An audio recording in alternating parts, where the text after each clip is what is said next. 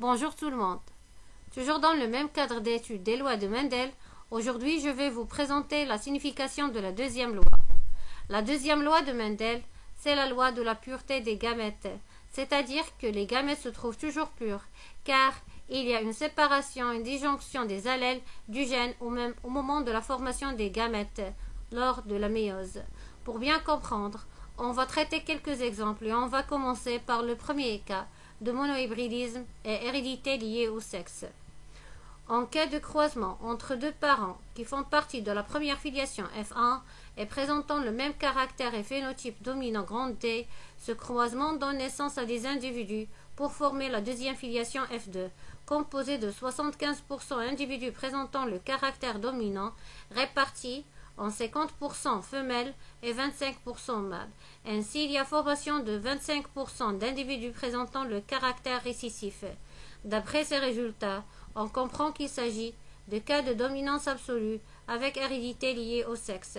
Et puisque F2 présente deux caractères différents, le caractère dominant et le caractère récessif, on dit que F2 est hétérogène, c'est-à-dire que les deux parents sont hybrides, ne sont pas de lignée pure, et leur génotype est hétérozygote. Le génotype de ce parent mâle est XDY et le génotype de cette femelle est XDXR. Donc, chacun de ces deux parents va produire deux sortes de gamètes avec pourcentage 50%. Pour bien comprendre, on va établir interprétation chromosomique et en traçant l'échiquier de croisement, on obtient le tableau suivant. Donc, le premier parent mâle va produire deux sortes de gamètes, XD 50%, Y 50%. Et la femelle va produire deux sortes de gamètes, XD, XR. Suite à la fécondation et l'union des gamètes au hasard, on obtient les résultats théoriques suivants.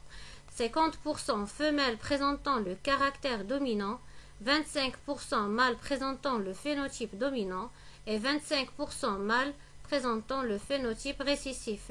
En comparant ces résultats théoriques obtenus à partir de cet échiquier de croisement avec ces résultats expérimentaux, on trouve que les résultats sont compatibles. Et donc, la deuxième loi de Mendel est vérifiée, c'est-à-dire qu'il y a une séparation des allèles du gène au cours de la formation des gamètes. Merci et à la prochaine, Inch'Allah.